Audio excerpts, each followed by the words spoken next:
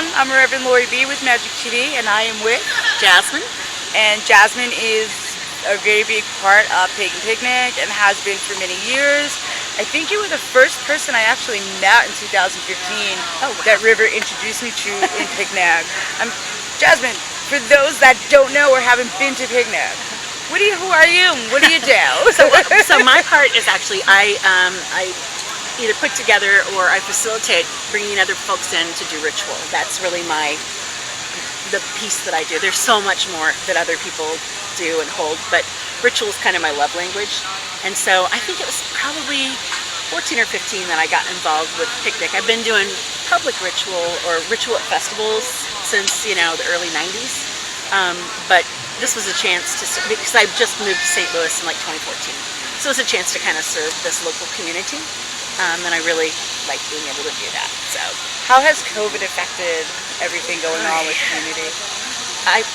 So we built a web this year, and this is the first time in 3 years I've seen most of these people, including the folks here in St. Louis. I kept a pretty distance, and I was really lucky. I have a job and a life that let me stay pretty out of the world, and I for my personal comfort and safety, that's what I needed to do. But I think part of what we tried to do with the web this weekend was, I don't think the web ever broke.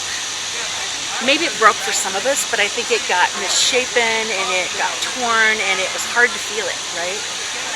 Like when coming here, even though I've been a little bit out in the world since maybe March, I was like, God, I've not done this.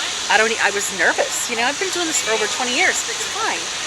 But I was nervous. Like, I don't know if I remember how this feels to be with other people in person. I've done like ritual online, which we've actually gotten pretty good at, but it's not the same, right? So for me, it's been very isolating, and it's been easy to forget or to start to believe the story that we are not connected, right? And so part of what we had in mind when we did the ritual, and it came together at the very last minute, because I was like, I don't know what I'm going to do. Usually I know, like I catch an idea. It's like, this is what I'm going to do. And I was like, you start with whatever is emotionally the most real for people. And what's the most real is we've been really separate. We've been separate, we've been apart, we haven't been able to come together. People are frightened, people have different ideas about the reality of what's just happened, and that makes it even harder to bring people back together. And so part of what we wanted to do here was to have a space to say, it doesn't matter what your story has been these last couple of years. It's been fucking hard on all of us. Exactly. It's the truth. We started doing a lot of online stuff. Yeah. Our tradition was always very social media active and filming and stuff, but it was very different. Very different. And I think it's so much easier to get caught in your head, right? Because we fill in all the spaces. Like you and I sitting here, I've got your body language, I've got everything that's happening around you. When you're on a screen, you are a two-dimensional being. Right. And everything that I normally would feel and see around you, I fill in, right, with gaps. I fill in the gaps. That's what our brains do. They tell stories. And I think it's a lot easier to mythologize each other and circumstances. So it's easy to feel separate and to make that separation bigger and bigger and bigger because we don't have that visceral connection. Right. It's the truth.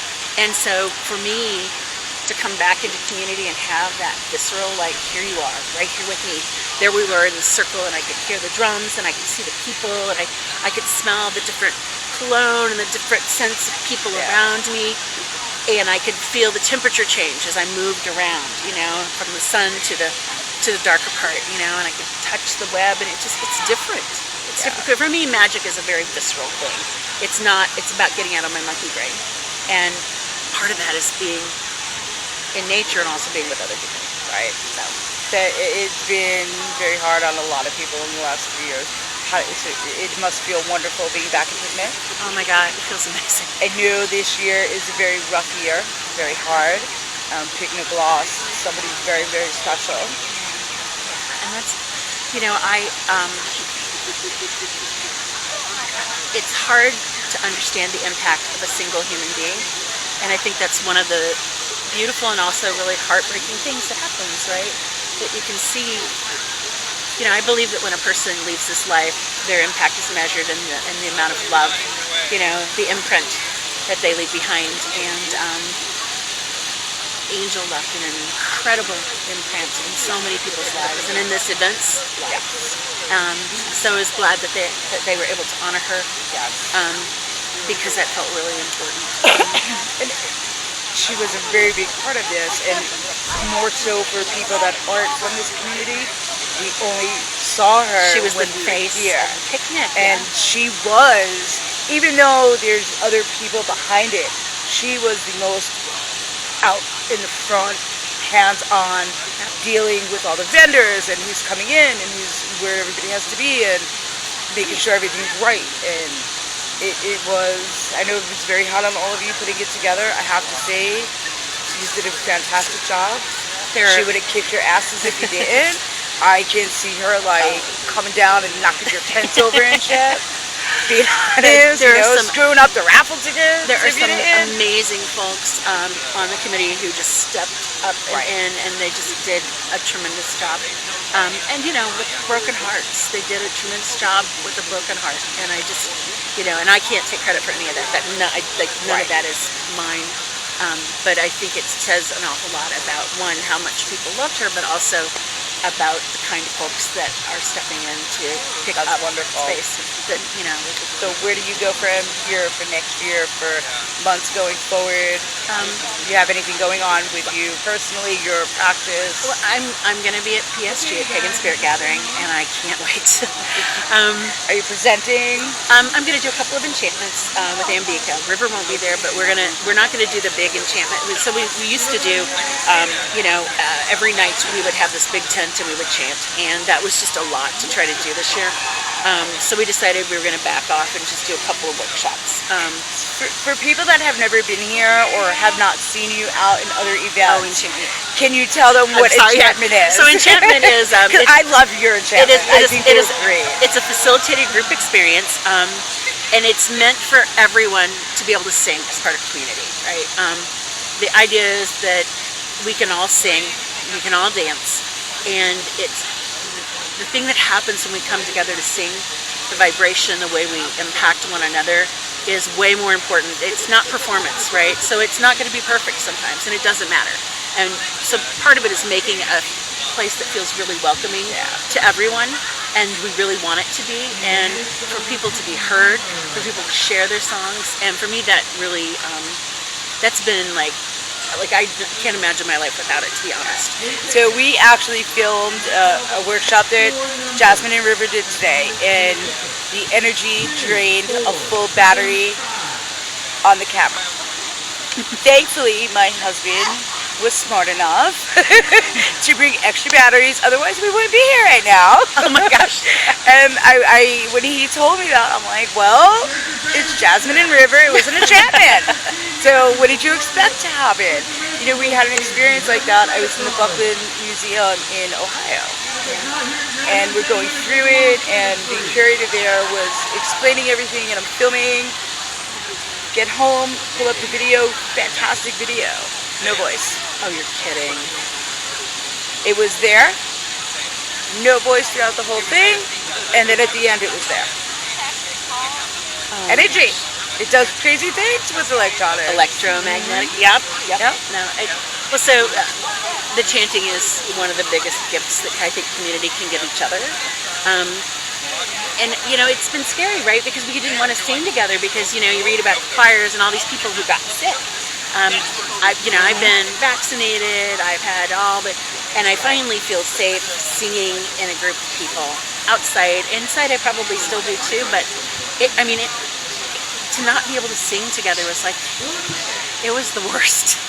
It was just the worst. I would run videos that I had from pagan gatherings or whatever of people singing that I knew, or maybe some stuff of us, and I put it on the big TV in my living room, and it's so sad now, right? And I'd be but it was like being there, right? There was it was at a PSG a few years ago, and PJ Seal, who's now passed away, Spiral Rhythm, one of the most gracious, loving, beautiful, amazing women who Love Spiral Rhythm. she always encouraged me to open my mouth and sing, you know. And we had done this chant workshop, and we had written chant, so we got up and we sang on stage. You know, a bunch of us that had worked with PJ in this workshop with Spiral Rhythm and all the other musicians on stage. But there was a recording of it. I found like somewhere on some corner of Facebook, which I don't even do anymore. But I found this recording, and I'm like, holy cow, that's that night, and that's us singing. And I put it on, and it was like I was right there. And I think that's the thing about singing, Lori. It's like it takes me to the place and time. You know, it feels very timeless, and that vibration, that feel, it's like a key, you know, for my consciousness. And I So the enchantment is a very big part of your tradition and rivers. So a lot of traditions don't do that anymore. They're just very formal, and I think it's very beautiful. The web is absolutely gorgeous. And to be walking around it and chanting and singing, that was really beautiful. You did a fantastic job as always. And when I saw the basket, 2015 was my first year here. Oh wow! And I've been here every year since, except for with COVID. And I'm looking for my ribbon to put on the chain.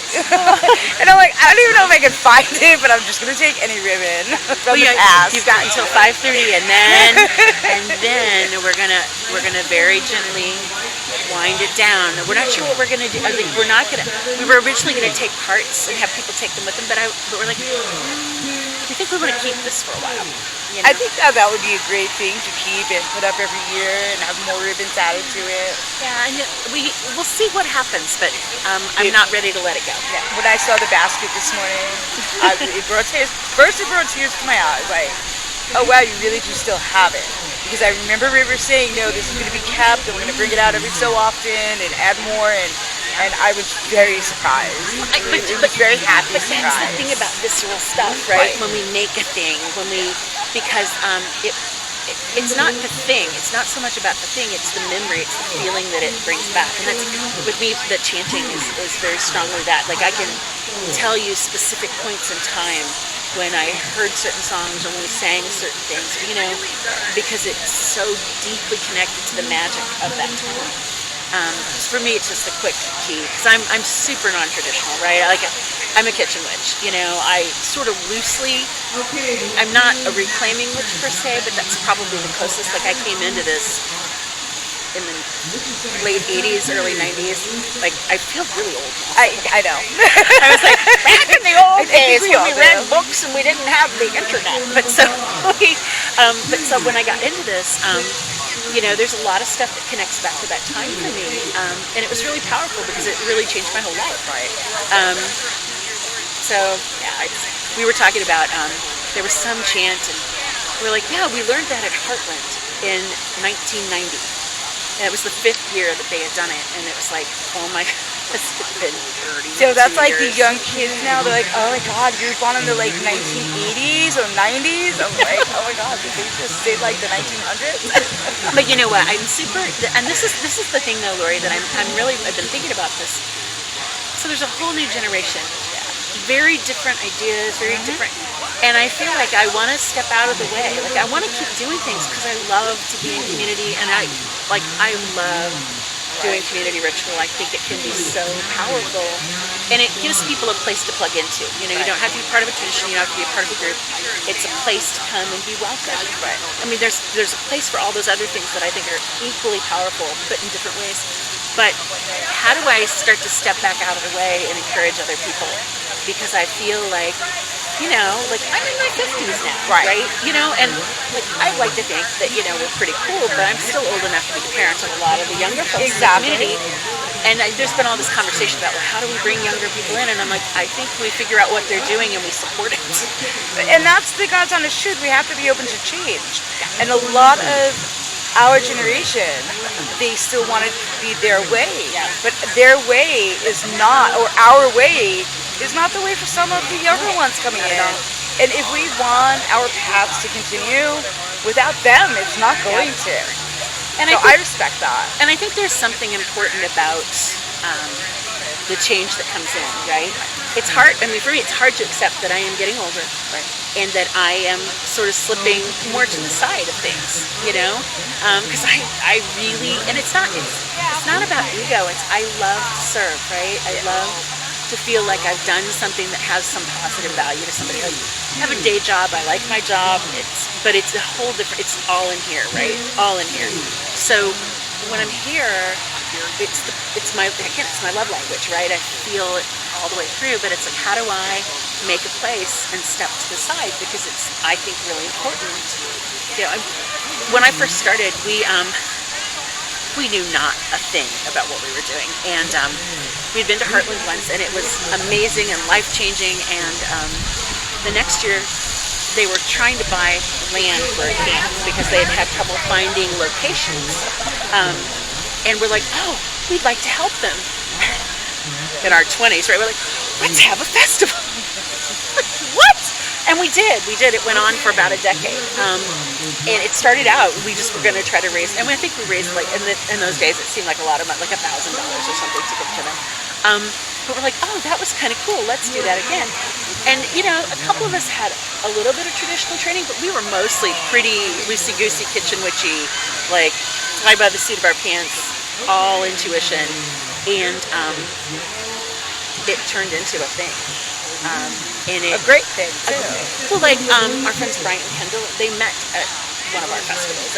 That's how River and I got to originally know each other. That's how I met my friend Sean, and so many people, right? I can point to all these relationships, right. People that never would have connected, and, and it was really powerful. But I want to see, not necessarily that path, but I want to be able to make that kind of space or support it, because that's when we did what we did. A lot of people stepped in and thought it was kind of cool, and that might have been older and had a lot more experience and had a different way of doing it, but they showed up. So, yeah. But what you said is very important, and I like how you put it.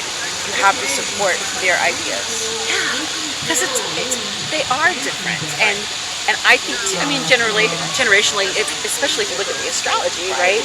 Generationally, they are going to be different. It's like, every 13 years, I think is what you're looking at. But they're gonna bring a different energy, right. And that's the way it's supposed to be. I'm the mother of a child who is. So I'm 50. I'll be 55. My child will turn 17 in a week or two. So I was a late in life mom, and my parents were they were old enough to be my grandparents when they had me. So there's this enormous gap in my family, generation to generation. And one of the biggest things I've been learning, like with my kiddo, it's like, they have such a different view of the world, and that's okay. That's exactly how it's supposed to be. It's supposed to shift and change generation to generation, and fighting that, it makes no sense, right? It's like, okay, I have this plant and it's trying to grow, and I keep trying to move it around. Like, no, you need sun. And the plant's like, no, I'm really a shade plant. Like, you're not going to convince it to be different. All you're going to do is subvert the energy and get out. So maybe you work with the energy that's there.